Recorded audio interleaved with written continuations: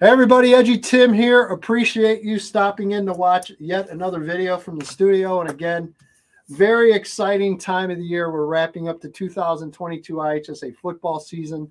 And that, of course, means awarding the annual Red Grange Award.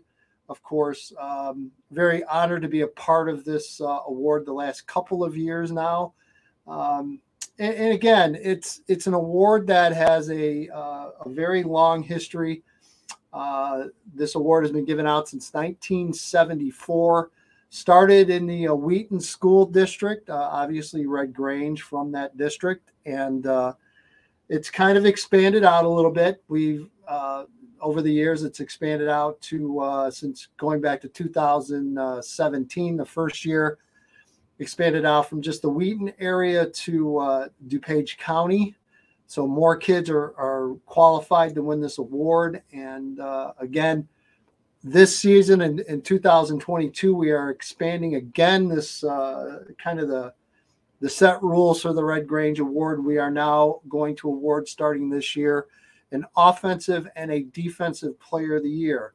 Now, you might be wondering, the Red Grange Award, as I mentioned, it draws from varsity football players from every program in the DuPage County area.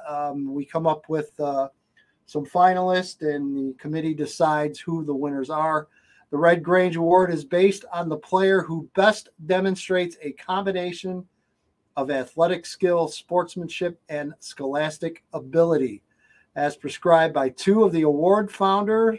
Of course, that's retired Wheaton Clothier brothers, Howard and Harold Gedke. So again, that gives you an idea of what this award is all about. And I am incredibly honored to bring in the 2022 Offensive Player of the Year winner of the Red Grange Award, Matt Vezza. Matt, it is great to see you again.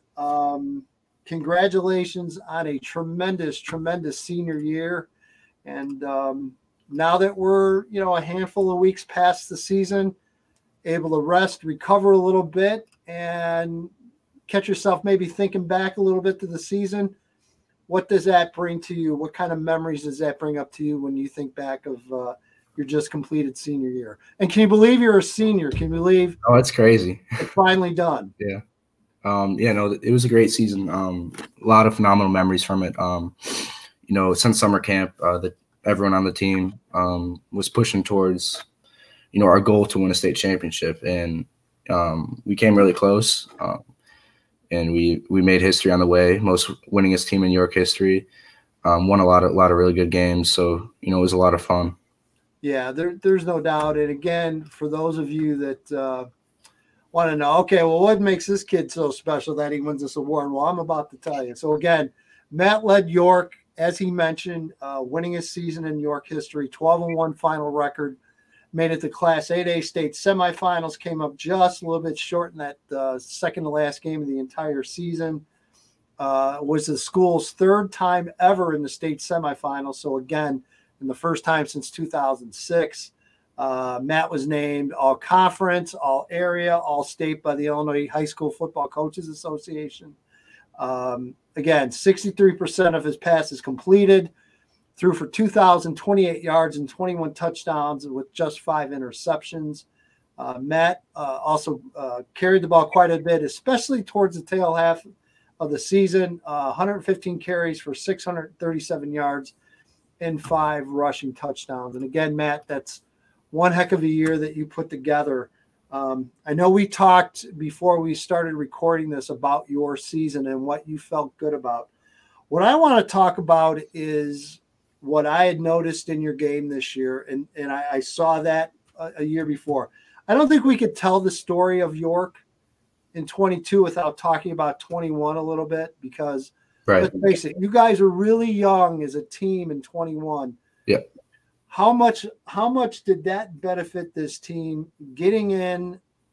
Obviously 21 did not end the way you guys wanted. You had a first-round loss, I believe, in Minooka. How much of an inspiration did that get you guys going in the offseason in 21 leading up to 22 as far as the development of the team and really locking into the goals? How important, looking back, was that junior year? That was very important for us. And I know last year we lost in the first round, which isn't good. But I think a lot of people tend to forget that, especially now, that York hadn't made the playoffs in over a decade up till that point. So we already made some big strides last year, but obviously that first round exit was something we weren't happy with, and I think that's why it's great that we were young last year. A lot of guys experienced what it felt like to fall short. And, we went into this year knowing what it felt like and knowing that we didn't want that to happen again. So we had a lot of great senior leaders this year that were very important to the team last year, that knew what we had to do differently. And we were able to, with our great leaders, we were able to push everyone in the same direction and help us to have a great season this year. Talk about Mike Fitzgerald a little bit, of your head coach. Again, this York program, the last handful of years, you could see it coming on. You can see you guys continuing to improve. And Matt, I remember seeing you guys in the summer and mentioning the Fitz, and I said, look, this is just a different looking team than I saw 2-3 years maybe previous. You guys look bigger, stronger. You can tell as a program, you guys have found the weight room. You put the time and the effort in. Were you guys sensing that as well, that, hey, you know what? We are definitely getting better. We are definitely heading in the right direction. Could you feel that momentum building going into 22? Absolutely. And I know the coaches felt it too. I remember in the summer, after some 7-on-7 camps, Coach Fitz would, tell us how special he thinks this team is. And he's been coaching for a long time at other schools like St. Francis and Marist. So he's coached some really good teams. So the coaching staff knew we were going to be a great team this year. The players knew it. Everybody knew it. And we didn't want it to go to waste. And we tried to maximize our potential. As far as a leader in your leadership, you had control of that team. There was no doubt in my mind that you were. I mean, there were several leaders on that team in this past season in 2022. But first of all, I love the nickname Matty Ice. You guys are calling you on the team. There is no doubt there is not a better nickname for your style of play. And ironically, Red Grange, known as the Iceman, you can go back and read the stories of Red Grange. So I found that incredibly ironic that tied in my as well after looking at it. I would like to know, as far as from your style of play and the way you do things on the field, what always jumped out and impressed me was that cool, calm patience and just no panic and no fear in you whatsoever. I even saw it as a junior, so it wasn't something that just developed out of the blue. Where does that come from? Have you always had that? Is that something you just developed over the years? Where does that come from? I think that comes from being comfortable, which also comes from being prepared. And being prepared comes from, my work ethic and how hard I work to, be ready for these situations, so that when I'm put in these situations, I feel confident that, I can do it. And, I'm naturally a really calm kid. Like I don't get rattled. So, that helps too, but it just comes with preparation and confidence. What was the game in 22? And I think I might know the answer before I'm asking it, but I'm going to ask it anyway. What was the game in 22 where maybe you or the guys on the team or both kind of realized, okay, this is really going now. We really got things moving along. Was it West or was it a different game? I would say it was Glenbard West. I think week 4 against Downers Grove North, that game went into overtime. That was a little bit of a shock for us. We dominated the first 3 games, but obviously Downers Grove North was a really good team. So I think that win over Glenbard West was probably it for us. And back-to-back years that we beat them, but they were much better this year than they were last year, and so were we. I remember I had a chance to see you guys. I saw you in I think it was a quarterfinal at Marist, and I remember getting there early. And of course, Marist doesn't have very big visitor side, but I get there early, probably well an hour before the game, and your side's already packed. I mean, just packed. Like every person in that district was at that game. Yep. When did that fandom come on board? When did you guys really, when it clicked in and say, hey, look, man, everybody's getting behind us? I mean, when does the whole student body really hop on board and buy in? And when did you guys feel that during the season? I think, again, after the Glenbard West game, I mean, that game was packed. There were 7,000 people there. Obviously, that wasn't all York kids. But I think after that win, the community kind of realized, what we could do, and that helped us a lot. And every away game, we had a lot of parents there, a lot of students there, and a lot of the community there. And that Marist game was a perfect example of that. They really helped us with that game. They were louder than the Marist side. Yeah. I did learn one thing. It's not great to have thunder sticks when there's like 50-mile-an-hour winds. Those don't work really well. So they're flying around. I'm sure whoever did that had the best intentions, but it made things interesting. Was that weather-wise? Was that one of the crazier games you ever played in? It was. I remember going out. Usually we go out 30 minutes before the game, but I remember going out, about 40 to 50 minutes before the game. I know what you're just to get a feel for the wind, because I've never played in wind like that before. So I get out there, I'm throwing both ways, just feeling the wind, and 5 minutes into it, it starts hailing, and we ran inside. We didn't want to get wet and be soaked all game. So that was definitely crazy. I've never really seen something like that. Yeah, it was a crazy weather day. I think we went through 3 seasons in a day, like weather. Yeah. It was nuts. But obviously, looking back, easily the greatest one you've been involved in. Yeah. Oh yeah, that was a fun game. Very fun. Yeah, no doubt. You're in the off season now. I know you and I, before we recorded, talked a little bit about recruiting. Academically, I know you take your academics very seriously. I know that's an important part of the entire picture for you. Fill us in with recruiting. Who's shown some interest? What are you going to major in as well? What are you thinking about? Yeah, so I'm really strong in mathematics. So I was going to major in data analytics. And then schools, as far as that, schools that have shown interest, fill us in. Okay, yeah. So I've had an offer from Drake. That's my only D1 offer still. I've had that since June. I was on an official visit last weekend. Really enjoyed it there. I'm the next quarterback in line at the University of New Hampshire.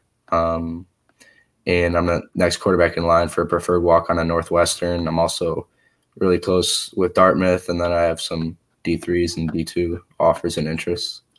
As far as the next step, is it are you a multi-sport kid, or are you strictly football? Kind of what's your deal once a football season ends? I run track, but I run track to help me with football. But yeah. I gotcha. Well, good. I mean, an incredible high school career. Favorite memory or two when you look back, and is there a specific game, or is there a specific moment that stands out to you that's something you'll reflect back and always kind of remember? I think my favorite game would have to be that Marist game. There were definitely a couple games my junior year, like the Glenbard West game. That was the first time we won in 13 years against them. And then the OPRF game, week 9, we had down by 5 with less than 2 minutes left, 80 yards to go. We went down the field, scored a touchdown. So that's definitely one of my favorite games that I think will probably get lost in most people's opinions, or in most people's minds. And then this year, I'd have to say that Marist game was, easily one of my favorites. Yeah, it was a terrific game, terrific atmosphere for sure. York football, I mean, let's face it, you guys, your senior class did a lot for York football. You definitely helped bring that program back to an elite level.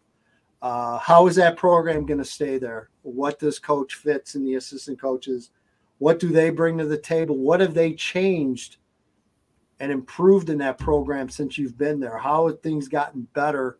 And where is this program heading from here on out, in your opinion? Well, the culture has completely changed, since Coach Fitz got here. And even though, my senior class is leaving, that culture will stay there. And, the kids that come through it will experience that culture and Coach Fitz's coaching. And I think that's what really helped us to be special. And, the kids that were on the varsity team with us this year, they learned from all our leaders on the senior class. They watch us every day. A lot of them were a big part of it. And, they know what the standard is now. And I'm confident they're pretty motivated to keep it going. Talk about just your family a little bit. You don't get to the level you get to and do what you've been able to do both on the field and academically without family support. How important has your family been in all of this on your journey? Oh, they're incredible. They support me every step of the way. They've never missed a game. They're always looking to help with whatever they can, and I wouldn't be able to do it without them. Yeah, no doubt about it. Hey, again, tremendous season, tremendous high school career. It's been a blast to get to know you. And again, just congratulations on winning the 2022 Red Grange Award. And bigger and better to come for you, young man. There's no doubt in my mind. And go attack college and just knock it out of the park and go get a great job. And I'll probably be working for you someday. There you go. Thanks, Matt.